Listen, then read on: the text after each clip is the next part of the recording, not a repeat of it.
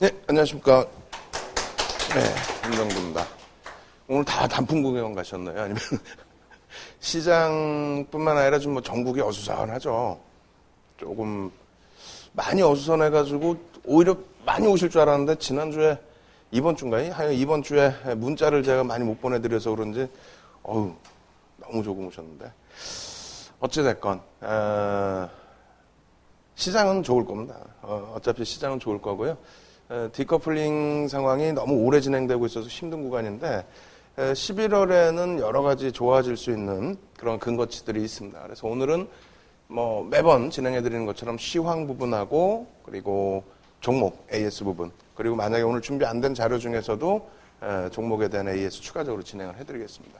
일단 주간 단위에서 뭐 글로벌 시장 그리고 우리나라 시장에서 가장 화두가 됐던 것은 국내 정부 불확실성의 확대죠.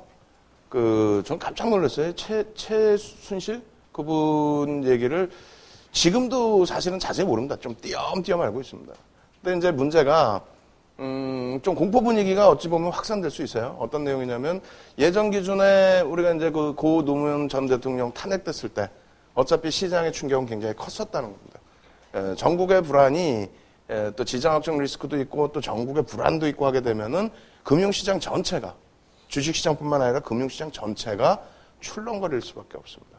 그래서 이러한 그 불확실성 부분 또 오늘 뭐 대규모 어떤 집회가 있는 것 같기도 한데 이런 불확실성 부분이 어느 정도 이제 금융시장을 강타하지 못할 만큼 조금 벗어나야 되는데 당분간은 조금 시끄러울 수는 있어요. 그럼 그것을 이제 상쇄할 수 있는 것이 무엇이 있겠느냐 그러한 부분을 좀 놓고 봐야 될 것 같고요. 두 번째로는 아주 그냥 추풍낙엽이죠. 제약 바이오. 매번 오시는 분들은 제약 바이오를 분명히 안 하신다라고 저는 생각을 하는데 오늘 못 오시는 분들이 아마 제약 바이오를 가지고 계신 분도 계실 수도 있어요.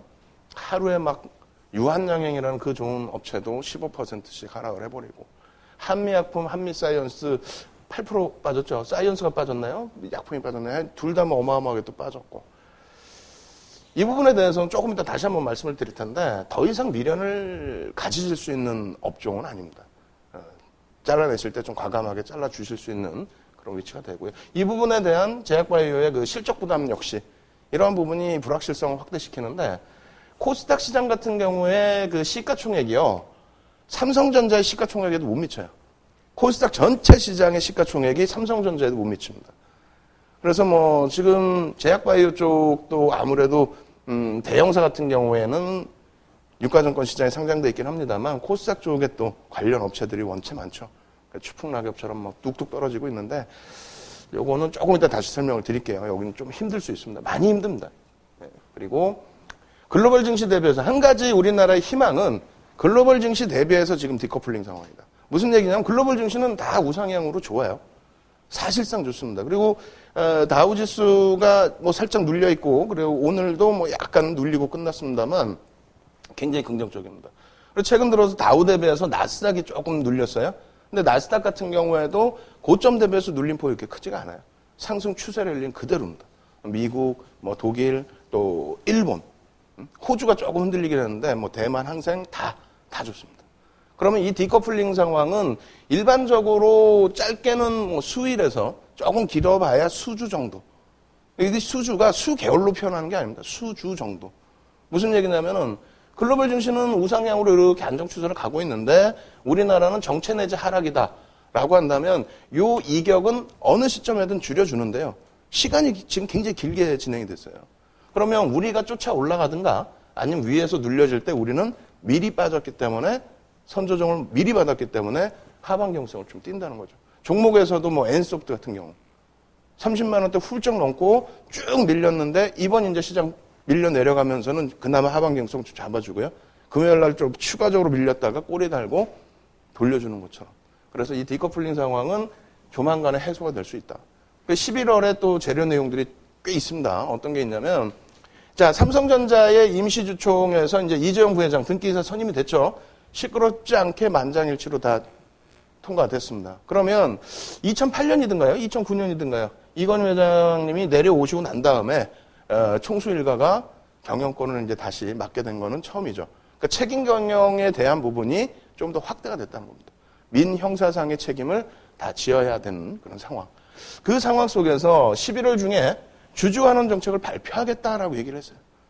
주주환원 정책을. 그래서 11월 중에 주주환원 정책뿐만 아니라 플러스 엘리엇이 제시한 주주환원 정책 내부의 인적 분할이라는 내용, 그것이 나오면 삼성전자뿐만 아니라 국내 증시 자체에 좀 긍정적인 효과를 줄 수가 있습니다.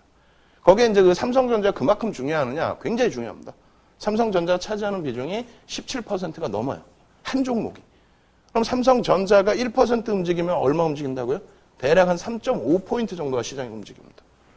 그러면 이번에 지금 종가를 조금 들어 올려놔서 161만 5천 원인가에 끝내놨어요. 네? 근데 여기서 고점까지 가려면 한 10% 움직일 수 있습니다. 10%면은 지수 기준에서는 35포인트 정도를 삼성전자가 들어 올릴 수 있다는 거예요. 고점을 들어 올릴 수 있느냐? 있다라는 겁니다, 지금. 그 내용도 이제 삼성전자 AS 해드리면서 설명을 드리겠습니다. 그리고 이제 매달 첫 번째 주 금요일. 그때 나오는 게 이제 미국의 고용지표죠. 미국 고용지표인데 어차피 이제 12월에 금리를 인상할 것으로 예측을 하고 있고 내년에도 금리를 추가적으로 인상을 할 것으로 예측하고 있는데 일단은 미국 쪽의 지표가 현재로서는 긍정적으로 나오는 게 좋습니다. 그러니까 예전에는 지표가 긍정적이면 금리 인상의 우려감 때문에 시장이 어렵다라고 표현을 했는데 그렇지 않아요. 2015년도 8월부터는 오히려 지표가 좋아야만 시장이 움직였고요. 지표가 안 좋았을 때에는 금리 인상이 둔화되겠다 이래서 움직인 게 아니라 오히려 조정을 받았습니다. 그래서 이제부터는 지표의 긍정적인 발표를 더 기대하셔야 되겠고 그렇게 될 것으로 보고 있습니다. 그러면 조금 전에 말씀드린 것처럼 글로벌 증시의 흐름이 다우부터 살펴보시면 좋으냐 나쁘냐 우상향이다 이렇게 말씀드렸는데 일봉으로 보실 때는 눌림 아니냐 조정 아니냐 이렇게 생각하실 수 있어요. 충분히. 근데 여기서 지금 지지라인을 계속 잡아주는 게 일봉상의 120 MA, 120 이동평균선과 18,000포인트라는 이 라인을 일단 지지라인으로 확고하게 잡아주고 있습니다. 그럼 이렇게만 보시면 잘 모르겠다 이게 상승 추세인지라고 생각하실 수 있는데 월봉 놓고 보시면 이렇습니다. 월봉 놓고 보시면 전혀 문제될 만한 게 없어요. 그리고 여기서 한번 충격을 2차례나 줬기 때문에 또 브렉시트 타임 충격도 있었기 때문에 지금은 이평선이 없습니다만 이평선의 이격이 많이 줄어있는 상태입니다. 많이 따라붙었죠. 이렇게 가면서 이격이 벌어져 있었는데 눌려지면서 이격이 많이 줄여진 상태입니다. 그렇다면은 여기에서 조금 주춤거리고 있습니다만 그 이후의 흐름은 굉장히 탄력을 받을 수 있다. 왜? 미국도 대선 끝나면 불확실성 해소되고요. 거기에 경제지표 자체가 긍정적이기 때문에 금리를 올린다는 거죠. 그래서 여러 가지 내용을 놓고 보실 때 미국 쪽도 긍정적으로 해석하실 수 있고 나스닥은 그림이 더 이쁩니다. 나스닥은 지난주에도 사상 최대치 고점을 뚫어놨었어요. 이번 주에 살짝 눌린 거고. 그리고 독일입니다. 독일 흐름도 나쁘지 않죠. 유럽에 브렉시트 문제 있었고 지금도 하드 브렉시트 얘기 나오고 하는데 결과적으로는 유럽이 우리나라만큼 120을 선 내려와 있나요? 아니죠. 일봉상으로도 위에 그대로 잘 놓여져 있다는 겁니다. 그러면 일본 같은 경우에 어떻습니까? 일본 연초 고점 이런 데를 못 뚫는 부분들은 특수성이라고 그랬죠? 안전자산으로의 회귀 이런 부분의 특수성. 그리고 지금은 어떻습니까? 고점 부분들 다 높여주고 올라가고 있죠. 우리나라 힘들어 죽겠는데 혼자 가요. 이러한 디커플링 현상은 해소가 됩니다. 그리고 항생 쪽이나 대만 쪽도 마찬가지예요. 지금 여기 이제 항생 대만은 요거 다음 페이지에 나오겠네. 지금 엔달러 환율에 대해서 올려드린 건데 일본 쪽 같은 경우는 지금 105엔 정도 하고 있습니다. 그러니까 그 전에 브렉시트 때 다시 100엔을 이탈시키기도 했는데 요 위쪽에서의 흐름은 일본도 수출 경쟁력이 있다라는 거죠. 그죠? 그리고 다시 이제 돌려지는데 이 부분을 아베노믹스, 아베가 양적 완화를 추가적으로 단행 안 하고 또 금리를 추가적으로 내리지 않더라도 자연스럽게 지금 엔화 가치의 조정 부분이 나온다는 거예요. 왜? 미국 쪽에 금리를 올리기 때문에 미국의 달러와의 강세, 그 부분에 대한 엔화의 약세 부분. 그래서 일본 증시도 일단은 긍정적으로 해석이 됩니다. 엔화 자체가 약해지기 때문에 그렇게 놓고 보시고 자, 항생지수도 이렇게 보시면 고점에서부터 좀 많이 눌려있는 그런 흐름이긴 합니다만 실질적으로는 5.75% 빠져 있습니다. 5.75. 그러니까 크게 월등하게 급락이 연출됐거나 그런 흐름이 아니라는 거예요. 그리고 추세 부분 이쪽도 월봉으로 보시면 더 긍정적이고요. 대만 같은 경우에도 마찬가지죠. 그죠? 대만 쪽이 IT가 강합니다. 대만도. 우리나라하고도 비교가 조금씩 되죠. 예전에 나스닥 움직일 때 우리나라가 다우지수도 보긴 하지만은 예전에는 나스닥 지수를 많이 봤죠. 왜냐하면 나스닥 쪽에서 강세를 띠면 우리나라 기술주, 삼성전자부터 해서 하이닉스 이런 쪽에 강세를 놓고 봤기 때문에. 근데 대만도 IT 쪽이 전체 시장에서 차지하는 비중이 높습니다. 어찌됐건 대만 쪽의 흐름도 긍정적으로. 그러면은 주변 증시 미국, 유럽, 일본, 중하권 전부 다 긍정적이죠. 그러니까 우리나라만 유독 힘들게 흘러가고 있는데 돌려질 수 있는 국면, 그러니까 이렇게 조정받은 국면은 어찌됐건 뭐 삼성전자의 영향도 있었고, 그리고 지금은 사실상 전국의 불안, 그러니까 굉장히 공포감이 확대되는. 그러니까 다시 얘기하면은 제약바이오 같은 경우에 막 급락이 연출돼 버리고, 그리고 포스코가 하루에 막 3%, 4%, 5%씩 움직여 버리고, 그죠? 현대중공업 추세 그렇게 좋았던 현대중공업이 막 빵빵 깨지다가 돌려가지고 그나마 괜찮나 했더니 그냥 또 깨버리고, 건설주들 막 실적 나오자마자 막 두들겨 패기 시작하고. 근데 그 공포 심리가 확대되고는 있는데 결과적으로 수급 부분에 대한 문제는 그다지 크진 않다는 겁니다. 종목별로 놓고 봤을 때. 물론 이제 외국인들이 수요일인가요? 수요일 날 아주 공격적인 선물 매도가 있었습니다만 그 이후에 이제 환매수가 또 들어오고 있고요.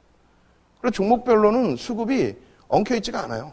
포트 정리 정도 수준으로 놓고 보시면 돼요. 그래서 실질적으로 이제 코스피 월봉 차트 놓고 보실 때에도 진짜 공포 심리, 제가 공포감을 조금 느끼게 됐다.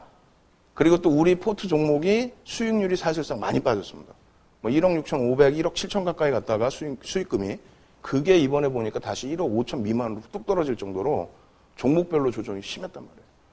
그리고 조정을 그냥 주는 게 아니라 막 진짜 급락 가까운 대형주 하루에 1, 2% 올리다가 막 3%, 4%씩 막 밀어제끼는. 공포 심리가 굉장하겠죠. 근데 실질적으로 월봉으로 놓고 볼 때에는 공포감을 크게 가질 만한 이러한 큰 음봉이 떨어져 내려온 거는 사실상 아니라는 거죠. 그럼 종목별로 계속 엇갈리고 있다는 겁니다. 종목별로.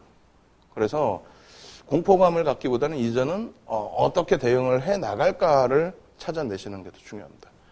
자, 그래서 보시면 뭐 상품 가격도 안정화를 찾아가고 있다라는 걸 보여드리는 거고요. 그리고 수급별로 그죠? 외국인들입니다.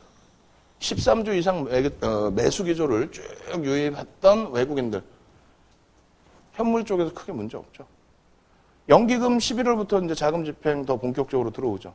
연기금 쪽이 이 색깔인데 연기금 쪽에 수급 개선폭. 그 다음에 그렇게 공포감이 실렸는데 외국인들 쪽에 공격적인 매도는 제한적이라는 거예요. 오히려 유지 혹은 상승, 추가 매수. 그리고 뭐 개인들 쪽이 빨간색이죠. 개인들. 그렇다면 수급 논리에 의해서 놓고 보실 때는 시장은 지금 어려운 게 아니라 흔들고 있다. 흔들고 있고 오히려 긍정적일 수 있고. 그리고 지난주에 질문을 주셨어요. IMF의 이제 SDR 위안화가 편입이 됐죠. 그렇게 되면서 이 영향이 뭐냐라고 질문을 주셨는데 오히려 긍정적입니다라고 말씀드렸는데 월요일 날 SBS, CNBC 쪽에 이제 이걸 갖고 나갔는데 자료를 이만큼 드렸어요, 사실은. 이만큼 드렸는데 PD 선생님이 다 잘라버렸어요. 그럼 잘라내고 나머지 뭐뭐 나온다고 그렇게 알려주셔야 되는데 안 알려주고 이상한 그림부터 나와가지고 설명도 제대로 좀 안 됐습니다. 결론적으로 뭐냐면 IMF는 아시죠? 우리나라가 이제 겪었던 국제통화기금입니다. SDR이라는 거는 특별 인출권이라고 하는데 쉽게 말씀드리면 가상화폐라고 생각하시면 돼요. 그리고 이제 지급보증이다 이렇게 생각하시면 돼요. 그러니까 우리나라가 단기외채, 장기외채가 다 있는데 또 어느 나라든지 그게 있는데 기축통화가 일단 어찌됐건 대부분의 기축통화는 달러화로 기준이 돼 있죠. 근데 우리가 달러화 잔액이 부족하다. 돈 갚어. 단기 채권도 갖고 장기 채권도 갖고 돈 갚어. 근데 갖고 있는 달러를 다 줘도 모자릅니다, 사실은. 그러다 보니까 IMF 쪽이나 혹은 각 국가별로 이제 통화수합이라는 걸 하죠. 지급 보증해 줄 테니까 걱정하지 말고 기다리세요. 드리면 되지 않습니까? 그러니까 우리 이제 흔하게 은행 가면은 뱅크런. 그죠? 그래서 이제 1인당 뭐 5천만 원까지 지급 보증을 해준다고 하는데도 혹시 돈 못 찾을까봐 막 저축은행들 파산하고 그러면 막 줄 서가지고 돈 빨리 미리 받으려고. 그죠? 근데 그러한 혼란세 부분이 어찌됐건 정부가 지급 보증은 뭐 1인당 5천만 원까지 해드립니다 하는 식으로 IMF 쪽이 그러한 역할을 하는 겁니다. 근데 이제 그러한 역할을 할 때 4개 통화가 주축이 돼서 해서 왔는데 그것을 위안화가 치고 들어간 거죠. 그러면 이 효과가 어떤 효과를 내느냐라고 했을 때 일단은 미국 같은 경우에는 위안화를 미국이 이쪽으로 끌어당기려고 했던 겁니다. 막 중국이 막 내가 뭐 기축통화가 돼야지 이 기준은 아니고 미국 쪽에서 중국을 들어와라고 해서 미국도 승인을 해준 상황이고 그래서 이제 위안화가 진입이 됐고 실질적으로는 기축통화는 아니에요. 지금 5개 통화에서 이제 그 비중이 위안화가 3위권으로 차 있는데 지금 세계무역 교역 기준에 있어서 위안화가 결제하는 결제 대금의 비중은 대략 한 3에서 5%밖에 되지는 않습니다. 근데 이제 앞으로 이제 기축통화로 조금씩 확대가 되겠죠. 어찌됐건 IMF 쪽에 이제 편입되는 부분은 국제통화로 인정을 받기 시작하고 있다라고 인식을 하시면 되겠고 어차피 이제 뭐 2강 체제죠 지금 소련은 거의 붕괴가 됐고 러시아 남아 있는데 2강 체제고 비중 자체는 위안화가 요 정도 비중입니다. 요 정도 10%. 그리고 실질 교역은 아직까지는 낮아요. 그럼 이 부분이 우리나라에 영향을 미치냐 안 미치냐 이걸 생각하셔야 되는데 영향을 미친다. 근데 부정적으로 영향을 미치진 않아요. 사실은 긍정적인 영향이 더 많습니다. 그래서 쭉 보여드리면 위안화가 이제 기축통화 쪽으로 가기 위한 중국 정부의 노력 흐름이 이렇게 진행이 돼 있었다는 거예요. 2009년부터. 그리고 실질적으로는 2011년부터. 그래서 5년 정도 공을 들이고 나서 들어간 겁니다. 그래서 우리나라도 보시면 통신주의 외국인 지분율이 49%를 못 넘게 하죠. 기간산업이기 때문에 안 뺏기기 위해서 그러는 거예요. 마찬가지입니다. 중국 쪽도 우리가 예전에 미래에셋증권에서 뭐 몰빵 투자하겠습니다. 이 몰빵 투자라는 개념이 아니잖아요. 안 되잖아요. 금감원에서 인가를 안 내주는 게 정상인데 원체 그 당시에는 이제 주식시장으로 자금을 몰아가기 위해서 미래에셋이 하는 역할들을 정부가 묵인을 해줄 때입니다. 어찌됐건 그 당시에 마지막 시장 붕괴되기 마지막에 미래에셋에서 이제 뭐 한 군데 헤지펀드식으로 헤지펀드 자격도 안 되면서 한 군데 뭐 쉽게 얘기하면 몰빵 투자를 하겠다라고 해서 뭐 한 5조인가 7조 한꺼번에 모였죠. 그리고 이제 그 자금이 해외로 나갑니다. 그럼 정부가 그걸 왜 했냐면은 원화 가치의 방어를 하기 위해서 수출주들 살려주려고.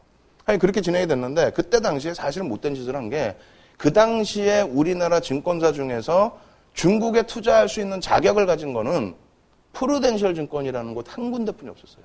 여기 보시면 이제 적격 해외 기관 투자자 도입 뭐 이렇게 돼 있잖아요. 당시에 중국 시장에 외국인 투자자가 들어올 수 있는 범위가 한도가 있었고 적격 자격을 갖고 있지 않으면 투자 자체를 못했습니다. 그럼 미래에서는 갖고 있었냐? 없었죠. 왜? 외환에 대해서 우리나라 같은 경우는 굉장히 엄격하기 때문에 돈을 함부로 외국에 투자를 못합니다. 근데 이제 그때 당시에 정부에서 환율 방어를 하기 위해서 풀어줬다는 거예요. 그럼 미래에셋은 어디에 투자했냐? 상해 A지수 혹은 종합지수에 투자한 게 아니고 홍콩 H지수에 투자를 했던 거예요. 그냥 못된 짓을 했죠. 어찌됐건 그러한 식으로 적격 투자자 그 자격을 조금씩 계속 풀어준 겁니다. 그러다가 가장 중요했던 게 언제였냐면은 이것도 지금 중요한 게 이런 내용 때문에 중요하다는 거예요. 뭐냐면 이게 8월 11일 날 위안화가 정부에서 변동폭을 풀어줘 버렸어요. 일부. 전일 종가 대비해서 오늘 호가를 넣을 수 있게끔 풀어줘 버렸습니다. 그렇게 되면서 어떻게 됐냐면 중국 시장은 11일 날 그나마 충격 없었어요. 우리나라 같은 경우에 막 급락이 나왔죠. 중국 시장은 멀쩡하게 있는데. 위안화 가치의 훼손, 위안화의 평가 절하, 그럼 가격 경쟁력이 안 되고, 위안화가 약세를 띠면 중국의 여행객들이 우리나라에 들어올 때 감소가 되고, 그죠? 그러니까 중국 여행객들 감소, 또 거기에다가 가격 경쟁력의 축소, 그 동남아 쪽은 어떻게 했어요? 난리가 나겠죠. 중국 대비 우리가 더 싸요. 우리한테 오세요 했는데 위안화가 더 싸져 버리면. 그래서 어마어마한 충격을 받은 거예요. 예? 그럼 막 방송 막 나가면 막 이게 무슨 뭐 전쟁 난 것처럼 야 이거 큰일 났다 난리 났다 했는데 결국은 사실은 그 당시 기준의 흐름은 요게 2015년 8월 11일 날 방송할 때 MTN에 갖고 나왔던 그 내용 그대로입니다. 예? 무슨 얘기냐면은 뭐 이렇게 됐었다. 환시장 개입은 뭐 어쩌고 다 이건 아닌 거고 요 빨간색 쳐드는 요거 SDR 편입을 위한 외환시장의 일부 개방 그럼 실질적인 영향력은 없다라는 거예요. 그 당시에도 이러한 영향력이 사실상은 없었기 때문에 결론적으로 큰 문제가 발생된 건 아니고요. 또 우리나라 시장의 영향력도 뭐 원화 약세, 추세적 지속 우려감 확대라든가 크게 우려할 바가 아니었다는 겁니다. 결론적으로 뭐 국내 영향이 안 좋은 부분, 수출 경쟁력 악화 부분이라든가 뭐 관광 수입의 축소라든가 또 여러 가지 자금 이탈 이런 것까지 있었는데 지금도 똑같다는 거예요. 이런 해석을 역으로 하게 되면은 중국의 경기의 성장성 때문에 오히려 주변 국가들 동남아 쪽이 긍정적인 효과를 얻을 수 있고 우리나라도 마찬가지다. 중국이 성장함으로써. 그리고 가장 실질적인 부분은 요겁니다. 요때부터 해서 요거예요, 요거. 이게 뭐냐면 엔화 가치가, 위안화 가치가 어떻게 됐습니까? 중국의 위안화 가치가 미국에서 의회에서 맨날 얘기하죠. 환율 조작국. 환율 조작국이라는 언급을 우리나라와 중국에 대해서 얘기를 계속 해왔어요. 왜? 대무역 수출. 경상수지 흑자가 어마어마하다는 거죠. 중국 쪽의 기준에서는. 근데 중국이 세계 시장에서 달러를 제일 많이 갖고 있죠. 무슨 얘기냐면은 미국은 달러를 찍어서 푼단 말이에요. 채권을 찍어서 팔아먹는단 말이에요. 그걸 누가 사주냐면 그 중국이 다 사준단 말입니다. 세계에서 가장 많이. 거기에 우리나라도 순위에 들어가 있죠. 외환보유고 순위. 근데 그거를 운영하기 위한 자금들이 또 어마어마하게 비용이 들어가요. 근데 그거는 국민들한테는 조용히 입 다물고 있으라고 하죠. 그리고 명분이 생겼죠. IMF 때 달러가 적어서 우리가 큰일 났다. 아닙니다. 달러가 많아도 단기, 장기, 외채를 갚을 능력은 안 돼요, 사실은. 어찌됐건 간에 위안화의 평가 절하 부분이 진행되고 있음에도 불구하고 미국에서 이번에 발표한 거는 위안화에 대해서 환율 관찰 대상국으로 낮춰놓고 내년쯤이면 아예 빼줘버리는 그런 흐름이 됐다는 거예요. 그럼 우리나라도 더 편하다는 겁니다. 자꾸 뭐 슈퍼 일종가에 옛날에 그래 이제 통관 관세 막 물리게 하고 수출에 대해서 그냥 제재를 놓고 이러한 부분들이 중국 쪽의 제재가 약화되면 우리 쪽도 덩달아 약화될 수밖에 없다는 거예요. 그리고 더 중요한 거는 지금 달러 대비 약세를 띄죠. 달러 대비 약세를 띄는데 이 흐름을 묵인하고 있어요. 미국의 재정부에서도 묵인을 하고 있는데 재미난 것은 위안화가 달러화에만 지금 약세입니다. 달러화에만. 그리고 나머지 동남아나 우리나라에 대비해서는 소폭의 강세 혹은 유지. 가격 경쟁력에 문제 없다라는 거예요. 그리고 기축통화로서의 활용성이 높아지게 되면은 오히려 이제 중국 관광객들의 증가 이런 부분은 더 긍정적이죠. 그리고 중국이 잘 살게 되면서 조금씩 잘 살게 되면은 우리나라뿐만 아니라 세계 경기가 다시 조금씩 더 활성화될 수 있다라는 거. 그래서 위안화 부분 절대 우려하지 마시고 긍정적으로 보시죠. 어제 오늘의 얘기가 아닙니다. 아시겠죠? 그렇게 보시고요. 그 다음에 우리나라 이제 원달러 환율도 제가 제일 좋아하는 게 1140원대라고 그랬는데 지금 1140원으로 끝났어요. 지금 요거는 이제 지난주에 보여드린 거고 실질적으로 1144원으로. 그럼 수출 경쟁력 어마어마하게 좋아지겠죠. 근데 자동차는 저는 어찌됐건 지금 별로 안 좋아해요. 엔화도 지금 약세를 띄기 때문에 자동차는 엔화하고 그 가격 경쟁에서는 좀 어려운 부분이 있습니다. 물론 일본 차가 진입을 덜 하는 쪽을 지금 자꾸 그래서 개척을 하는 거죠. 그런 부분에 대해서는 뭐 조금 높이 평가는 해주는데 전체적인 흐름에서는 주도력을 가지고 가기는 어렵다. 나중에라도 이제 뭐 큰 문제가 생기고 막 엔화가 엄청난 또 강세를 띄면 그때 되면 이제 자동차를 보셔도 돼요. 지금은 아닙니다. 자, 제약바이오입니다. 안 가지고 계실 텐데 그래도 혹시 낙폭과대라고 생각하시고 단기 차익을 보시려고 혹시라도 들어가실까 봐 말씀드립니다.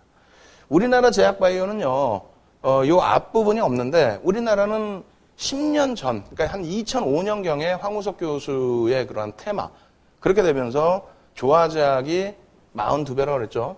산성 PNC가 57배 올랐습니다. 그러면 이게 정상적이면 금감원에서 벌써 조사를 다 했어야 돼요. 그 당시에. 한 2배, 3배, 4배 올랐을 때 조사해서 주가 조작한 사람들 다 불러들이고 해야 되는데 냅뒀다는 겁니다. 냅두고 이게 막 네이버에 떠요. 근데 그것도 냅뒀어요. 그럼 막 요즘에는 주식형 펀드 같은 경우 수익률 잘 안 나오죠. 예전엔 무지하게 나왔죠. 뭐 인사이트 펀드 얼마 수익 냈다. 뭐 어디는 뭐 200 몇 프로 수익 내고 있는 중이다. 근데 그 정도도 굉장히 센 광고인데 야, 주화장 42배. 그래 버리면은 어마어마하겠죠. 야, 나 신한은행 투자해가지고 신한주주 투자해가지고 뭐 80% 수익 냈어. 그럼 주식 안 해요. 42배 났다니까 묻지마가 되는 거죠. 57배 났다니까 묻지마가 되는 겁니다. 이럴 때에 제약바이오가 시가총액 작은 애들이 이상급 등락이 나왔던 거고요. 그로부터 10년 동안은 완전히 죽었습니다. 그러다가 미국 쪽에서 이제 오바마 케어 얘기가 나오죠. 그 앞전부터 랠리 아니냐? 아니에요. 그 앞전부터의 랠리가 아니고 리먼 터지고 나서 이제 깨진 이후에 정상적인 수준으로 이제 회귀됐다가 실질 랠리가 2003년부터 이제 서서히 나온 거고요. 2014년 이럴 때 이제 오바마 케어 얘기 나오면서 실질적인 수혜주라고 해서 나스닥의 생명공학 지수 보는 거고요. 근데 제약바이오 하시는 분들이 미국 쪽 이 지수는 안 보신단 말이에요. 거기다가 아멕스 생명공학 지수를 좀 월등히 쳐주는데 이건 아예 보지도 않죠. 있는지도 몰라요. 거기에 이제 S&P 500의 헬스케어 지수. 이렇게 세 가지를 놓고 보셔야 되는데 미국 쪽에서 사실은 옐런 의장이 얘기를 했어요. 2014년 말에 너무 과열이다. 너무 과열이다. 옐런 의장이. 그럼에도 불구하고 잠시 흔들렸다 또 갔어요. 막을 수가 없었던 거죠. 그러다가 이때 정점을 찍고 깨진 거는 대선 후보인 힐러리 후보가 야, 이거 약값이 너무 세. 이렇게 되면 정부가 오바마 케어 지원을 해줄 수가 없어. 의료보험 혜택을 줘서 서민들이 힘들지 않게끔 해주려고 하는데 자꾸 약값을 너무 높여가지고 뭐 서민들이 10% 부담한다면 정부가 90% 부담해야 되는데 이건 감당이 안 되잖아요. 그래서 약값 상한제를 시행하겠다라고 SNS에서 언급하자마자 박살난 겁니다, 사실은. 그리고 우리나라의 그 이상급 등락이 아니고 여기는 그나마라도 상승률이 그렇게 높은 게 아니에요. 월봉 기준인데도. 그러니까 지금 다시 민주당이 집권을 잡는다고 해도 예전처럼 오바마 케어 수혜를 받고 아닙니다. 약값 상한제가 정해져 버렸죠. 그리고 복제약도 마찬가지로 올라올 만큼 올라와 있는 거고. 그럼 공화당이 잡게 되면요. 그러면 공화당은 바이오가 아니라 전통 제약입니다. 복제약 같은 거 싫어해요. 공화당이 만약에 트럼프가 돼버린다고 하면 더더욱 안 좋고. 결론적으로 실적 철만 되면은 제1약품인가요? 우리나라에도 제1약품? 시가총액 몇 조까지 올라갔더라고요. 근데 2분기에 실적 나오는 그 시점에 실적 나오기 직전까지 아무 이유도 없이 한 50% 이상 빠졌어요. 누가 보면 낙폭과대인데 아니라는 거죠. 그래놓고 실적 발표 나온 다음에 쓱 올라오다가 이번에 한미약품 때문에 또 깨졌어요. 그러면 이런 거 나오기 전에 미리 얘기를 해줬느냐? 방송에서 다 이게 이제 방송국에서 자기들이 그 방송 내보낼 때 화면이에요. 해상도가 달라요. 저희가 만드는 거하고. 요때 이렇게 이제 얘기를 해줬고 한미약품에 뭐 공매도가 있는데 이거는 공매도 때문에 한미약품이 빠졌다고 하는 건 진짜 나쁜 사람들이 얘기하는 거예요. 말도 안 되는 소리 얘기하는 거예요. 이번에 이제 금융주 조정받기 전에 금융주 쭉 올라갈 때 있죠. 거기도 공매도 다 있어요. 왜? 야, 주식 너무 많이 올라오는데? 이 고점 아닌가? 해서 파는 게 그냥 공매도예요. 주식 안 갖고 있으면서 파는 게. 근데 사는 쪽이 더 많다 보니까 공매도가 나와도 주가가 올라가죠. 마찬가지예요. 한미약품 같은 경우에 누가 봐도 얘는 실적도 안 되고 문제도 있었고 야 이거 악재야. 나는 사느니 얘를 팔고 싶어. 그건 문제가 안 된단 말이에요. 다만 공매도의 문제는 말씀드린 것처럼 호가창이 있으면 여기가 10,000원이다. 그러면 여기 9,900원에 이렇게 넣고 10,000원에 이렇게 매도가 있으면 공매도라는 건 우리나라 규정에서는 10,000원에 매도를 못 냅니다. 왜? 한 주만 사도 10,000원이 현재가가 되니까 그 위에 1,500원의 호가를 넣어야 돼요. 근데 우리나라는 자꾸 요 현재가에 넣어버립니다. 그럼 그거를 제재를 해야 되는데 그 제재를 금감원이 안 하죠. 그리고 뭐 문제가 터지면 셀트리온 같은 경우도 무슨 공매도 때문에 우리가 주가가 빠져. 그건 말도 안 되는 소리예요. 공매도의 전체 시장의 비중은 5% 수준뿐이 안 됩니다. 그래서 공매도 때문에 밀린 게 아니라 한미약품은 실질적으로 문제가 좀 된 부분이 있는 거고 거기에 실적 부분에 대해서 3분기 실적이 나와야 되는데 실적이 없잖아요, 사실상. 지금의 주가를 뒷받침할 만한. 그래서 문제가 된 겁니다. 그리고 기술적인 부분도 마찬가지예요. 기술적인 부분도 말씀드리면 이게 방송에서 가지고 나왔던 내용입니다. 그러면서 제약바이오 워낙 개인 투자자분들 좋아하시니까 그래가지고 방송에서 제가 혼이 나더라도 기술적인 부분을 말씀드리겠습니다. 왜? 일단 수급도 안 좋죠. 거기다가 우리가 갭을 공부할 때 뭐라 그래요? 윗방향의 갭이 나왔을 때는 와 대박이다 라고 해서 좋아라 했잖아요. 그럼 예를 들어서 여기서 지금 갭이 안 보이시죠? 네? 여기서 갭이 안 보일 거예요. 왜? 우리가 기본적으로 종목 기술적 분석을 배울 때 이렇게 배운단 말이에요. 이렇게. 네? 뭐 올라가는 추세다 그러면 여기서 이거 지우고 이렇게. 무슨 얘기냐면은 몸통 대 몸통, 꼬리를 제외한 몸통 대 몸통의 사이가 벌어졌을 때 그것을 우리는 갭이라고 얘기를 합니다.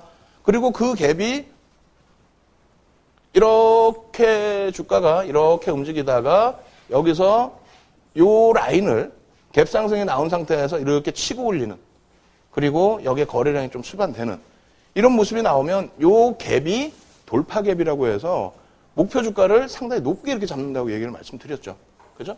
그렇게 해서 뭐 최근의 종목들 하다못해 마지막 삼성전자까지의 목표 주가도 다 상향을 해드린 겁니다. 근데 한미약품으로 거꾸로 따지면 어떻게 돼요? 일단은 먼저 여기서의 갭도 중요한데 요거부터 설명드리고 말씀드릴게요. 여기서 보시면 어떻게 되어 있습니까? 갭 하락이 나왔어요. 거래량이 터지면서. 거래량의 터짐의 기준이 뭐라고 말씀드렸어요? 거래량의 터짐의 기준. 거래량이 터졌다는 거는 아니 여기서 이렇게 나오다 이렇게 한번 나오거나 혹은 이렇게 나온 게 거래량이 터졌다? 그럼 그 밑에는 안 터진 건가? 그게 아니라 5거래일 그리고 20거래일 그 정도의 평균 거래량을 넘어줬을 때, 터치를 해줬을 때, 뭐 그 기준입니다. 거래량 죽어 있다가 여기서 거래량 터져주죠. 터지면서 갭이 나왔는데 주요한, 어찌 보면 주요한 여기가 지지라인으로 형성될 수 있는 구간이잖아요. 그거를 깨고 내려갔으면 이건 뭡니까? 이것도 돌파갭인 거예요. 하향 돌파갭인 겁니다. 그러면 이게 말이 됩니까? 이 방송국에 갖고 나와서 지금 40만 원 초반하고 있는데 그래갖고 아파 죽겠는데 거기다 대고 무슨 10만 원대 초반까지 깨져버릴 겁니다. 이래버리면 욕 태바지를 먹겠죠. 근데 얘기는 해야 될 거 아닙니까? 증권사 직원도 얘기를 못하는데. 증권사 직원이 이렇게 얘기했다가는 자기네들 쪽에 보고서 낼 수 있는 자료들이나 이런 걸 주지를 않아 버려요. 그리고 그거를 쓴 애널리스트 평가. 회사도 평가를 해요. 요 애널리스트가 보고서 우리 거 열심히 썼느냐 안 썼느냐, 무책임하냐 안 하냐. 그 평가를 하게끔 하니까 무조건 좋게만 얘기할 수밖에 없겠죠. 네? 그죠? 어찌됐건 요 라인에서 방송에서 보여드렸고 그 다음 흐름이 또 8%인가요? 하여 쭉 빠진 건데 여기서도 이제 교육이 있어야 되니까 여기서 잠깐 말씀드리면 가장 중요한 게 그거라는 겁니다. 갭이 있느냐 없느냐의 기준. 여기서 갭이 있을까요? 여기서는 다 안 보이시죠? 안 보이시는데 어디서 들어갈지에 대해서 고민을 하게 됩니다. 만약에 예를 들어서 월봉이니까 여기에 망치형이 떴다라고 했을 때 접근할 수 있습니다, 사실은. 근데 망치형의 손절 라인이 요만큼인데 손절 라인을 다시 하회해버리죠. 그럼 손절할 수밖에 없고요. 그럼 여기서 어디에 접근할 수 있느냐? 제 눈에는 갭이 보여요. 제 눈에는. 어디 있냐면 여기가 갭입니다. 왜? 음봉의 종가 대비해서 양봉의 시초가가 위로 떴죠. 음봉으로 떨어져 내려왔잖아요, 쭉. 예? 그럼 음봉이면 종가가 여기 아닙니까? 그죠? 근데 그 다음날, 그 다음 월봉에서는 시초가가 여기란 말이에요. 갭이 나와야 안 나요? 나왔잖아요. 그게 눈으로 보이셔야 돼요. 응? 그래서 그 캔들을, 아까 뭐 종이 한 장 받으셨겠지만은 그 캔들이라는 거를 남들 1시간이면 될 거를 13시간 강좌로 만들어 놓고 그걸 책 한 권으로 만들어 버린 거예요. 왜? 어디서 망치가 떠야 되는지. 이거 망치인가? 아니잖아요. 어찌 보면 교수용어로 해석해야 되는 부분도 있고 또 전제 조건이 어디서 어떻게 떨어져야 된다는 그 기준을 모르시다 보니까 100여 가지 이상 패턴이 있는 것을 4가지 패턴으로 압축을 해드린 겁니다. 그래서 그거를 교육을 받으시라는 말씀드린 거고 어찌됐건 여기서 이렇게 되면서 직전 고점들을 어떻게 해요? 꼬리 빼고 몸통으로 뚫어버리죠. 갭 상승 나온 이후에 뚫어버리죠.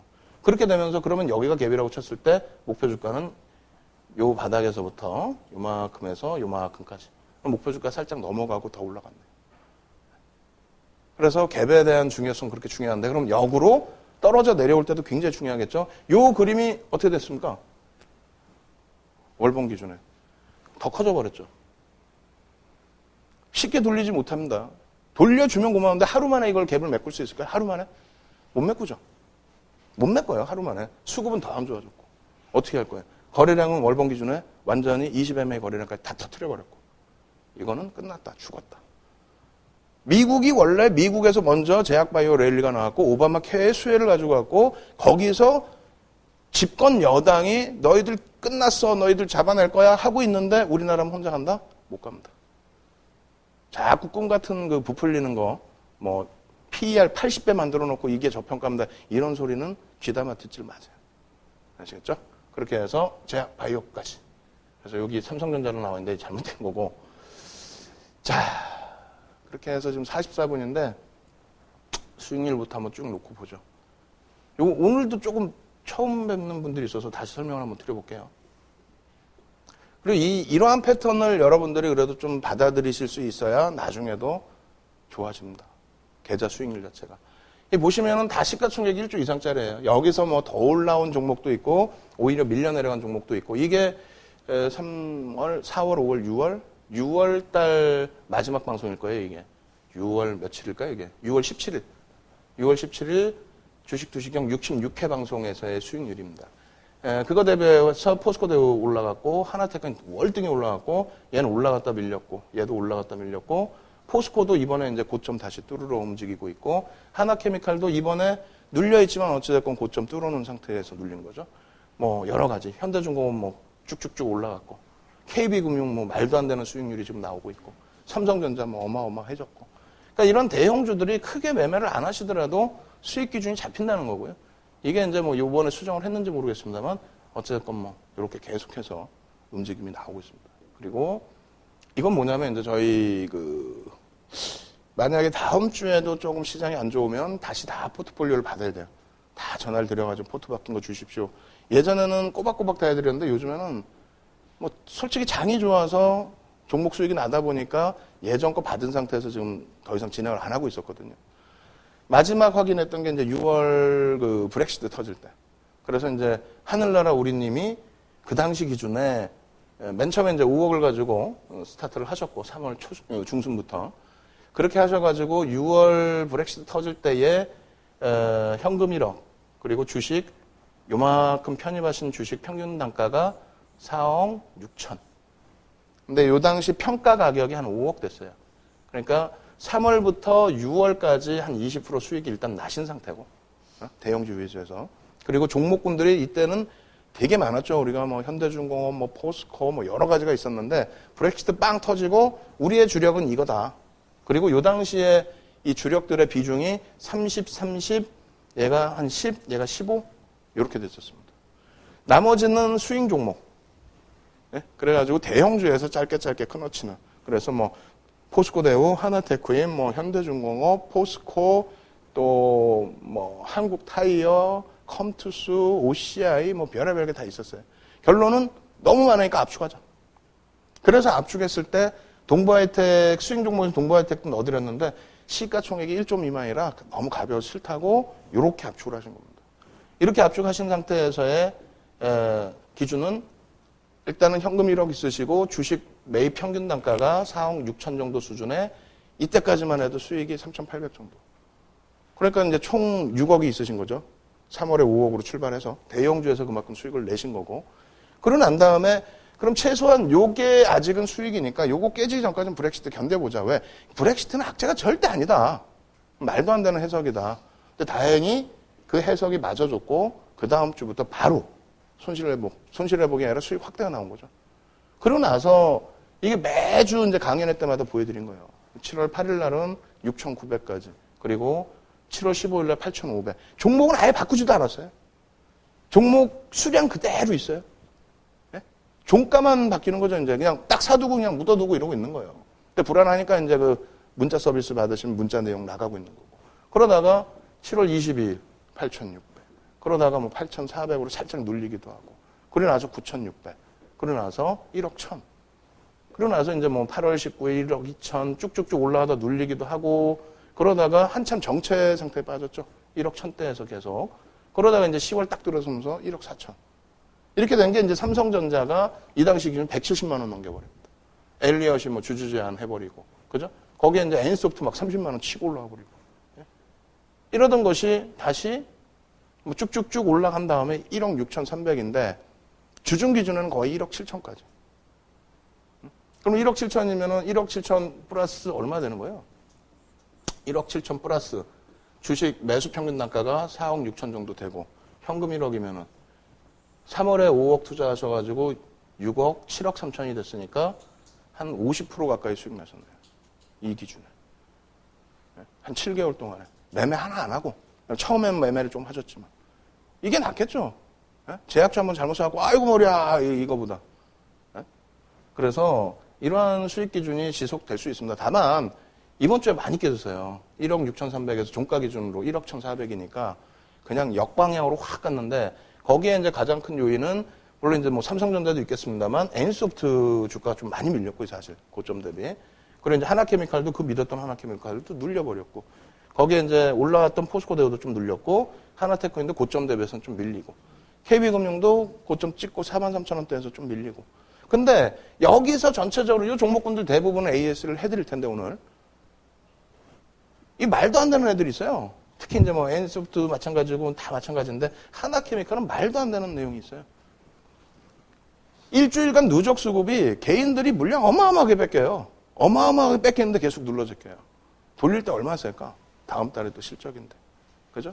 삼성전자는 어마어마하게 눌러제꼈는데 예? 갤럭시 노트 7 단종 이후에 누적 수급이 개인들이 또 물량 다 뺏기고 있어요.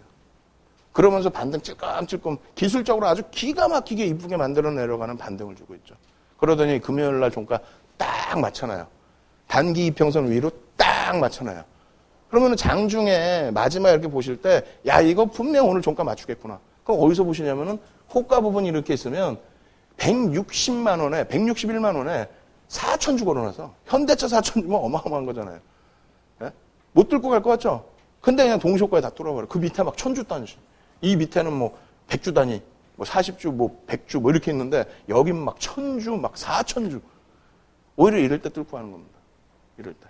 어찌됐건, 그 그림을 인위적으로 다시 다 만들어놨어요. 그럼 다음 주에는 뭐 전국이 좀 너무 시끄러워지지만 않는다면 지금 이제 거의 정점이죠. 국민들이 뭐 못 견딜 정도로 막 진짜 이건 아니다 싶을 정도에.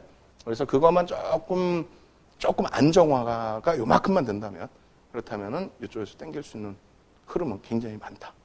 그리고 다음 주 정도, 다다음 주 특히 되면은 어마어마한 또 수익률로 바뀌어 있을 것 같습니다. 그래서 지금 51분인데 삼성전자까지 한번 진행을 해보죠. 그리고 나서 쉬는 시간 드릴게요. 삼성전자 보시면 뭐 어느 가격에 매수하셔도 됩니다. 또 3월달 기준이면은 우리가 삼성전자 정확히 오른 게 6월부터 확 치고 올라간 거예요. SK 하이닉스는 5월 중순부터 5월 18일부터 정확히 치고 올라간 거고. 그럼 삼성전자가 업이 된 거는 모바일 때문에 업이 된 게 아니에요. IM 부분은 2분기까지만 본 거죠. 그러면 3분기부터 SK 하이닉스도 옛날에 국민주가 아니라 지금은 SK 하이닉스가 시가총액 2위에서 5위를 왔다 갔다 해요. 지금 아마 2위로 돼 있을 것 같아요. 요즘에 좀 강했기 때문에. 하이닉스도 날아가고 삼성전자도 날아갔다. 공통된 사업 분모가 뭡니까? 반도체. IM 부분은 IT와 모바일입니다. 그리고 DS 부분이 반도체와 디스플레이입니다. 그리고 이제 C 부분이 백색 가전이에요. 냉장고, 세탁기 뭐 이런 거. 이쪽은 거의 뭐 영향가 없죠. 사실상. 사장도 다 틀려요. 여기가 제일 센 사장입니다. 사실은. 반도체가. 왜? 매출은 여기가 한 50% 하는데 영업이익은 여기가 50%예요. 영업이익이 더 중요하겠죠. 덩치는 여기가 제일 커요. 근데 여긴 상반기까지 끝. 여기 하반기. 그래서 SK도 그때부터 외국인과 기관이 쌍끌이 매수 1조 5천억 이상을 매수한 거예요. 어마어마한 물량을. 그러니까 SK 하이닉스도 움직인 거지. SK 하이닉스 좋습니다. 아무리 얘기해봐요. 아무도 안 사면 누가 주가를 땡깁니까? 수급 논리에 의해서 가는 거지, 주가가. 삼성전자도 그래 결론은 뭐 예전 거 뭐 보셔봐야 속만 쓰리고 요 일봉 좀 땡겨놓은 거니까 요걸 다시 볼까요? 자, 요날 같은 경우는 또 대단하죠. 예? 바닥에서 윗골이 나오는 거 있죠? 그건 반등입니다. 무조건 반등이에요. 캔들 공부 무조건 하셔야 된다는 게 우리나라 전문가분들 중에서 가장 차트가 깔끔하지 않나요? 예? 이평선도 없어. 무슨 뭐 보조지표도 없어. 그거를 보는 게 무조건 수급과 심리 보려고 보는 거예요. 근데 캔들 하나만 가지고도 그게 보여진다는 거예요. 이걸 생각을 해보세요. 그 전날 좀 멀어서 안 보이실 수 있지만은 그 전날 목요일날 같은 경우 이날 종가에라도 무조건 사셔야 되는 거예요. 왜? 수급은 뭐 찔끔이지만 계속 물량 뺏기고 있고 악재라며. 악재인데 어떻게 물량을 계속 뺏어가요? 개인들 수급입니다, 이게. 두 번째로는 꼬리가 달렸어, 위로. 막 치고 올라가는데 사실은 여기 갭이 162만 원이에요. 여기 갭 나온 거 있죠, 갭 하라. 162만 원입니다. 전 목요일 날 요거 돌릴 줄 알았어요, 사실은. 수요일 날이 아마 최순실 씨 그 아주 정점에 달했을 때고, 제 느낌으로는. 그리고 목요일 날 쫙 감싸안고 돌렸는데, 자, 자세히 보시면 목요일 날 그림이 어떻게 되냐면요. 파란색 음봉이 떨어지고요. 음봉이 떨어지고, 그러고 나서, 시초가가 여기서 발생이 돼버렸어요.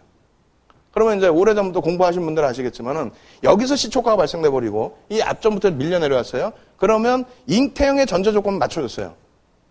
장악형의 전제 조건은 밑에서 시작해야지. 그죠? 장악형이란 뭐냐면은, 음봉이 떨어지고 계속 내려가는데, 그 다음날 개파락이 나와서 더 떨어져. 꼬리가 달릴 수도 있고. 와, 이게 죽겠죠, 사람. 응? 갖고 있는데, 그 얼마나 미치겠잖아요, 이거. 근데 거기서 돌려버려. 돌려버리는데, 이만큼을 다 감싸안는다? 어마어마한 겁니다, 힘이.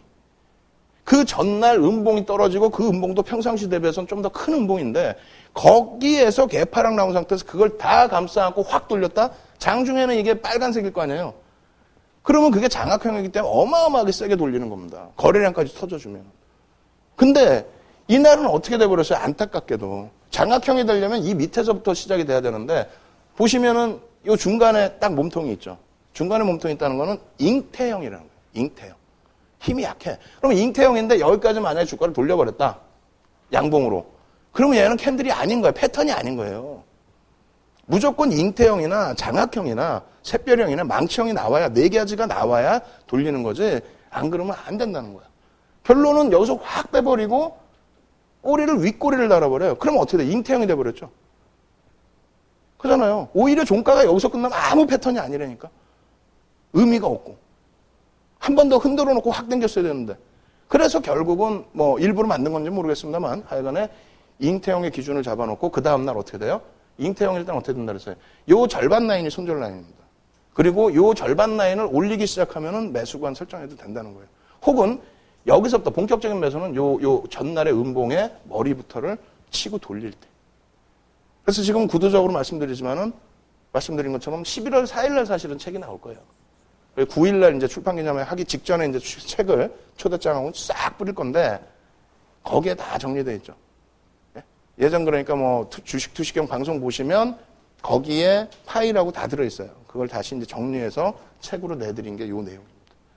결론적으로는 장중에도 사실 수 있는 거고, 그리고 여기서는 땡큐인 거죠, 이제. 요렇게 뜨고 나면은 별 3개짜리 요 패턴 뜨고 나면은 요 라인만 깨지 않는다면 쭉 뻗어 올라갑니다. 그 뒷받침되는 게 수급 거래량까지. 거기에 월봉 보시면 또 기가 찰 거예요. 한번 보시죠. 보시면 뭐 일봉 먼 그림이고요. 그리고 뭐 주봉도 괜찮습니다. 그래서 주봉의 목표 주가 라인이 채워지기 전에 이제 밀려 떨어졌는데, 주봉 기준에서 이 목표 주가 라인은 이거는 이제 서양식 패턴입니다. 뭐 아무 데서나 막 이렇게 횡보하고 있는데 막 이렇게 그려놓고 이 W자형입니다. 뭐 짝꿍대입니다. 말도 안 되는 내용인 거고, 여기서 보시면 서양식 패턴은 아마 시리즈물에서 3번째 책으로 나올 것 같아요. 2번째 책에서는 이평선 해드릴 거고, 이평선에 갭이 들어갈 거고요. 그럼 여기서 이제 W자형 패턴이 나오는데, W자형 패턴의 목표 라인은 요 정도는 일반 우리 그 시중의 책에도 있어요. 그리고 이제 그 금융투자협의회에서 내놓는 책에도 나옵니다. 뭐가? 요 높이만큼의 요 높이가 목표 주가 설정 범위입니다. 다만 이 패턴을 내가 얼마큼 잘 만드느냐. 서양식 패턴은 주관적인 게 세요. 그리고 간혹 가다 보면 이제 요 높이를 안 주고 다른 쪽의 높이를 목표 주가로 주는데, 서양식 패턴의 가장 기본적인 목표 주가는 요겁니다. 아시겠죠? 자, 그렇게 해서 나오는 목표 주가 180만 원이었다는 거예요. 계속 상향시켜 드린 거고요. 그 다음에 주봉 기준에서 목표 주가 뭐 요렇게도 설정을 하실 수 있다는 거죠. 갭의 기준에서 갭 목표 주가로. 그리고 좀 더 올려놓으면은 주봉의 갭 부분, 요 부분을 기준으로 해서 더 높은 목표 주가를 또 설정할 수 있고요. 월봉 이제 보시면은 월봉도 재밌습니다. 월봉도 W자형 기준에서의 목표 주가는 210만 원입니다. 210만 원. 근데 요것이 갭으로서 목표 주가를 설정하게 되면은 여기서부터까지 여기까지도 200만 원에서 210만 원의 목표 주가 나오거든요. 그러니까 갭이 아무 데서나 나오면 갭이 아니에요. 만약에 이게 갭이다. 그럼 물론 직전 고점을 돌파했기 때문에 돌파 갭으로 인정을 할 수도 있겠지만은 그렇게 해석은 잘 안 합니다. 이 정도 범위에서는. 최소한 예를 들어서 여기에 갭이 나왔는데 요만큼의 고점을 뚫어버렸어요. 갭이 나왔다는 거를 의미를 잘 생각해 보세요. 이 갭이 여기서 요 밑에서부터도 살 수 있는데 바로 직전에 고점이 있기 때문에 매물이 있을 거 아닙니까? 고점에 대한 매물. 근데 그거를 더 높은 가격에서라도 사겠다는 거예요. 그래서 갭이 나오는데 밀리지도 않고 그냥 막 들어올려서 끌고 올라갔다는 얘기입니다. 뭐 밀리더라도 꼬리를 달고 돌리면 된다는 얘기죠. 그래서 요 갭의 높이에서 여기를 뚫었기 때문에 사실상 또 여기서도 목표주가를 요만큼 범위를 목표주가를 설정할 수 있는 거죠. 그럼 목표주가 설정 범위에서 요것도 잘 안 보이시지만 갭은 살짝 나왔거든요. 살짝 나왔어요. 요 갭이 잘 안 보이시겠지만 월봉이라 시초가 갭이 나왔단 말이에요. 그러고 나서 쭉 뻗어 올리는데 여기서 대박 쳐준 거죠. 8월 달에. 8월 달에 그냥 갭이 빵 나와주면서 여기 고점까지 싹 다 뚫어버렸잖아요. 이 갭이 나오면서. 2010년도에 사상 최대치 고점을. 그러면서 올라가 줬기 때문에 수급도 뒷받침돼 있는 상황이기 때문에 이게 어떻게 됩니까? 목표 주가는 여기서부터 여기까지 돼버리는 거예요. 예? 근데 지금 어때요? 지난달에 배터리 터져가지고 리콜 터져가지고 음봉 이만하게 떨어졌는데 결국은 어떻습니까? 수급 아무런 문제 없었죠? 되돌려버리잖아요. 그죠? 그러고 나서 이번 달에 또 어때요? 완전히 박살 난 거는데 이번 달에 지난달에 리콜 나오고 이번 달 들어오자마자 엘리엇 딱 터지면서 막 갭 상승 나오고 쭉 뻗어 올라가서 저도 흥분하고 야 이건 목표 주가 이제 220입니다. 왜? 여기 갭이 또 나왔으니까. 또 나오고 또 직전 고점 또 뚫었으니까. 급진갭이란 말이에요, 이거는. 그래가지고 있는데 음봉으로 밀려 떨어졌는데 지금도 자신있게, 기술적 분석의 기준에서는 자신있게 말씀드려요. 걱정하지 마십시오. 종가상 돌리기만 하면 이건 엄청나게 세지고요. 종가상으로 요 갭을 못 살려놓더라도, 엊그저께까지만 해도 눌려있었잖아요. 못 돌려놓더라도 속도의 차이다. 그리고 여기 갭은 손상이 안 됐잖아. 돌려가지고 지금. 그죠? 만약에 여기 갭도 메꿨어. 그러면 문제가 되느냐? 그렇지도 않아요. 왜? 이게 살아있기 때문에. 수급이. 예? 그러면 속도가 조금 더디다는 거지 아무런 문제는 없습니다. 아시겠죠? 그래서 목표 주가는 여전히 220입니다. 기술적인 범위에서. 그럼 기본적인 범위에서는 뭐뭐 있다고 그랬어요? 1차적으로 실적. 실적이 너무 안 좋아요. 갤럭시 노트 7 때문에. 아니라고요. 예? 저도 약간 착각을 하고 있었는데 연총가에 그 착각이 확 깨졌어요. 뭘로 깨졌냐면은 예를 들어서 플렉스컴이라는 그 1차 벤더, 삼성전자 1차 벤더, PCB 만드는 업체가 자빠졌죠. 무너졌단 말이에요. 근데 제가 아는 쪽이 이 플렉스컴인가요? 그쪽으로 납품하는 삼성전자 2차 벤더가 있었어요. 부품 업체들. 그러니까 몇 군데하고 얘기를 하는데, 야, 얘네 자빠지고 뭐 하고 하면 뭐, 그리고 이제 뭐 인기 못 치잖아요. 뭐 갤럭시 S7이 뭐 히트를 못 했다. 그럼 그 기판들 만들어 놓은 거면 어떻게 되냐 이런 얘기들 왔다 갔다 할 거 아닙니까? 뭐 재고가 지네가 얼마가 남아있고 뭐 그런 얘기를 해요. 그래갖고 그래 어쩌고저쩌고 하는데 순간적으로 야 그 재고 어떻게 터냐 기종 바뀌면 아니라는 거죠. 무슨 얘기냐면 우리는 그냥 지금 갤럭시 노트 7에 대해서만 얘기를 하는데 이 기종이 어마어마하게 많답니다. 우리도 휴대폰 가게 가면은 생각 이외로 저가품부터 해갖고 고가품까지 많이 있죠. 그래서 그 물량은 언제든 다 턴대요. 중요한 건 뭐냐면 갤럭시 노트 7이 문제가 됐지만 그쪽 부품을 그냥 그 휴대폰을 다 없애는 게 아니라 다 그거를 다시 재활용을 한다는 거예요. 실질 그 손실률은 그렇게 크지가 않고. 그리고 걔가 모바일 전체 사업을 이끄는 것처럼 표현을 하는데 절대 그게 아니라는 겁니다. 지금도 갤럭시 S6도 팔리고 있고 저도 뭐 엣지, 6 엣지고 시중에도 또 동남아 파는 물량 다르고 선진국에 파는 물량 다르고 저가폰 물량 다르고 고가폰은 사실은 애플이 우위입니다. 모바일 폰 세계 시장 1위라고 그러죠. 고가폰은 애플이 1위예요, 사실은. 그리고 이제 우리가 저가폰을 합산을 하니까 전체 시장에서 1위가 되는 거죠. 어쨌든 그 영향력은 제한적이라는 거예요. 그래서 실적 부분이 첫 번째로는 2013년도에 이때 고점을 찍을 때가 실적이 얼마나 나왔었냐면 36조 영업이. 지금 실적 예상치를 사실상 34조까지 또 다운을 시켰어요. 34조까지. 근데 34조의 규모가 이때보다 적은데 왜 주가는 더 가야 되느냐? 주식을 11조 원, 5%를 이익 소각을 해버립니다. 주당 가치가 희석되는 게 아니라 주당 가치가 높아져 버렸어요. 그죠? 그게 첫 번째고, 두 번째로는 화폐 가치가 저 당시 또 그 이전보다 리먼 터졌을 때보다 화폐 가치 자체가 달라져 있다는 겁니다. 그래서 제가 예를 들어 드린 게 호빵 예를 들어드렸죠. 제가 어릴 때 호빵 먹을 때 100원이었단 말이에요. 지금 편의점 가니까 1,200원 써 있더라고요. 그러면은 삼립이라는 호빵 회사가 지금도 뭐 있겠죠. 근데 이게 상장사다. 그러면 그 당시에 100원 팔던 거 1200원 파니까 회사가 좋아졌다는 개념보다도 그 물가 가치만큼의 시가총액은 상향돼 있을 거라고요. 그리고 이제 거꾸로 이제 뭐 저 어렸을 때 쿨피스라는 음료수를 먹었는데 제 기억이 맞다면 한 800원 주고 산 것 같아요. 1리터짜리를. 싸게 살 때. 근데 지금 막 2개 1,000원에도 팔더라고요. 그럼 거기는 이제 주가 가치 부분에 있어서는 별 차이가 없겠죠. 그래서 삼성전자 부분도 마찬가지라는 거예요. 그러한 맥락에서 영업이익이 어찌 보면 축소된 것 같은데 하이닉스도 똑같습니다. 1조 미만의 지금 영업이익임에도 불구하고 주가는 더 움직이고 있어요. 더 고점을 뚫고 갈 것으로 예상을 하고 있고 그런 부분은 이제 화폐 가치의 훼손. 그리고 또 한 가지의 이유는 일단은 경영권 승계 작업 마무리 막바지 단계인데 엘리엇이 일부러 딱 쳐주죠. 뭘 쳐줍니까? 야 인적 분할해. 인적 분할이라는 건 뭐냐면 물적 분할은 뭐 삼성전자다. 그러면 만약에 자를 떼어내요. 물적 분할은 떼어내서 요걸 자회사로 만드는데 100%의 지분을 삼성전자가 그냥 갖고 있는 거예요. 주주한테 지분을 따로 주는 게 아니고 그냥 사업 부분 하나 떼어내서 그냥 자회사 격으로 그냥 떼어내는 그게 물적 분할입니다. 인적 분할은 뭐냐면 자 1대 주주, 2대 주주, 3대 주주 쭉 있는데 뭐 30%씩 갖고 있어요. 지분을. 개인이 30% 갖고 있어. 기관이 30%, 외국인이 30%, 그리고 뭐 여기에 자사주가 10%. 그럼 요걸 딱 쪼갭니다. 어떻게? 홀딩스, 지주사와 이쪽 사업 회사와 쪼갭니다. 쪼개놓고 지분을 어떻게 나눠주냐면 30%, 30%, 30%를 그냥 33%씩 줘버려요. 33.3.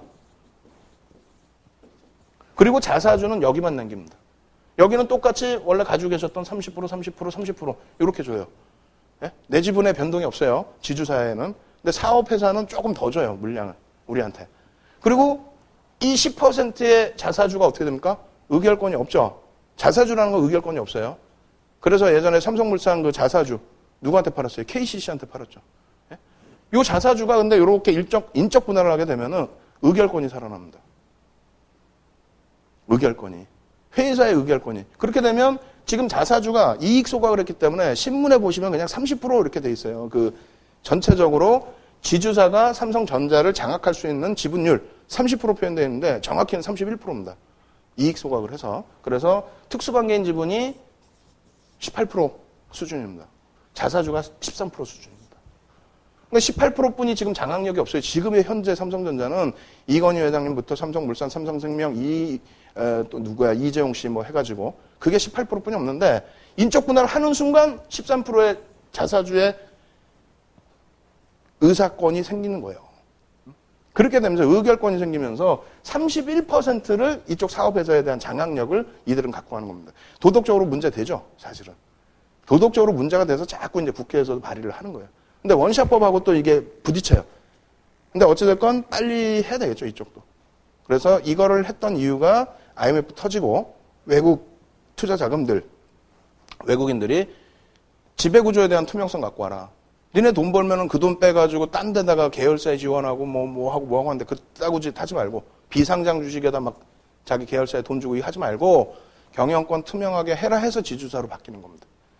근데 그거에 대한 채찍은 때리는데 당근이 없으면 안 되기 때문에 이러한 당근을 줬던 거예요. 그래서 지금까지 이제 그 지주사법을 연장을 해줬는데 마지막 또 3년 연장해줬죠. 그러니까 이제 삼성 입장에서는 굉장히 좋은 내용. 거기에 플러스 그럼 이렇게 됐는데 여기에다가 삼성물산에 대한 이재용 씨의 지분이 그나마 있어요.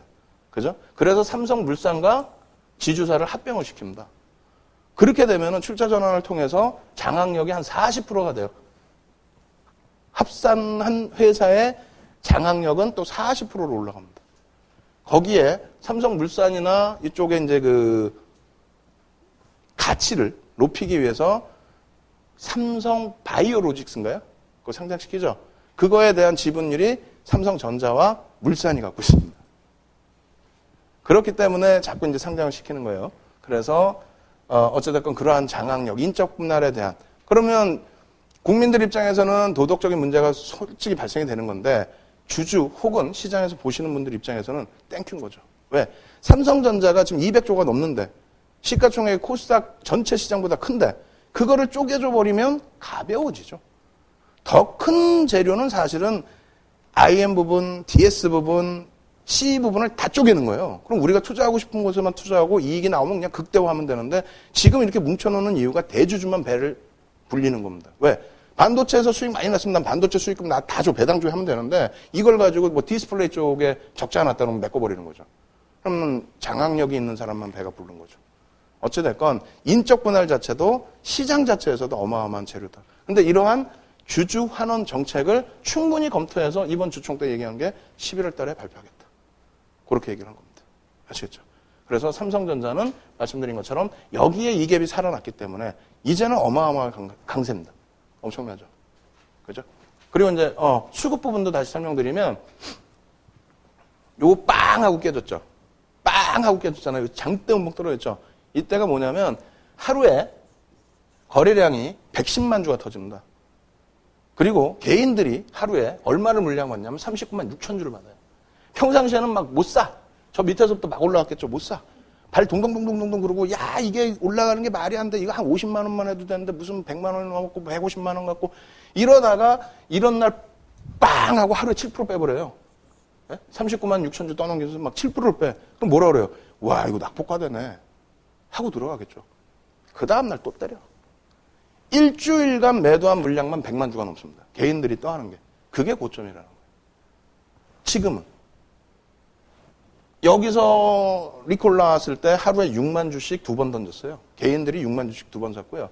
그 다음에 이때 단종됐을 때 개인들이 7만 주씩 2번 샀습니다.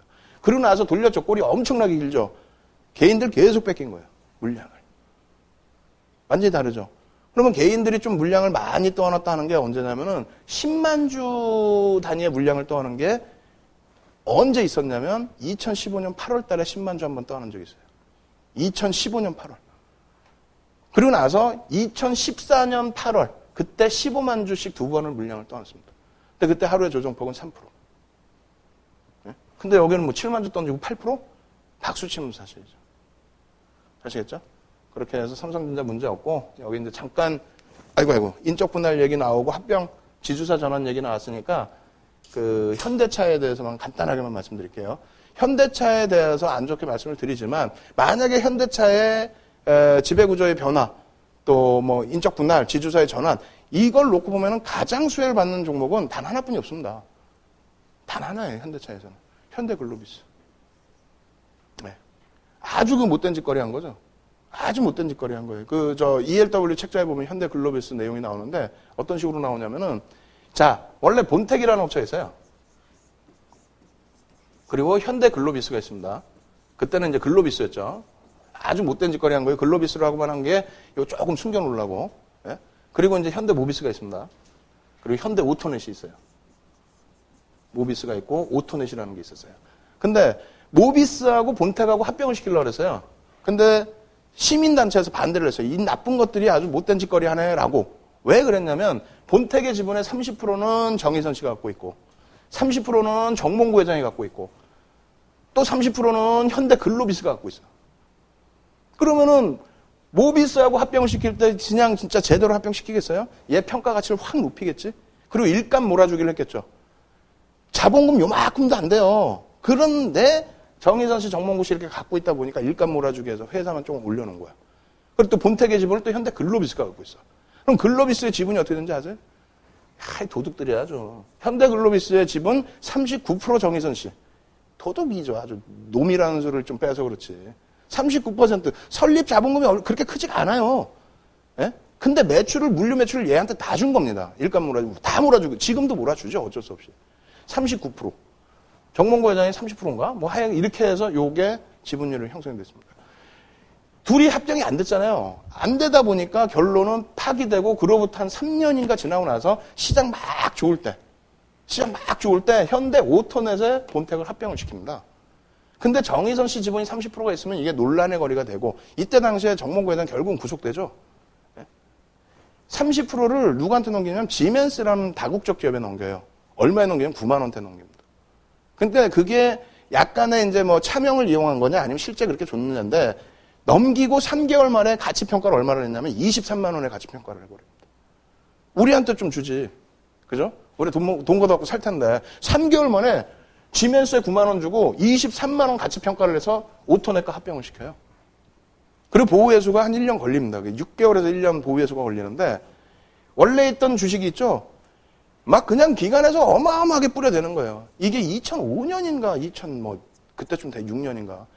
막 재료가 어마어마하게 나와요. 합병을 해서 이게 회사가 너무너무 좋아질 거고 본택 가치가 이렇게 막 과대평가가 되어 있는데도 불구하고 그래가지고 현대 5톤에서의 시가총액을 3조인가까지 끌어올려요.